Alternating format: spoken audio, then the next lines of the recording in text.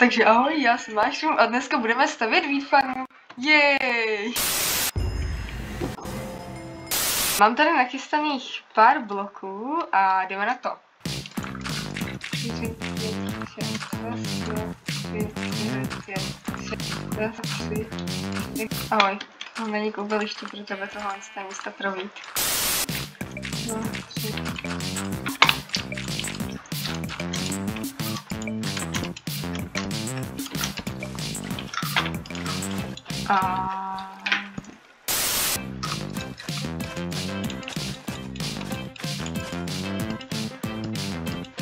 Tak a mám základ hotový. Můžu tady kolem dát ještě nějaký koberec. A zasadíme tady wheat.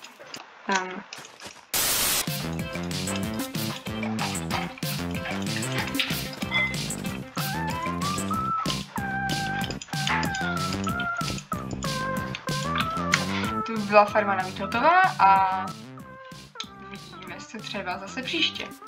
Čau!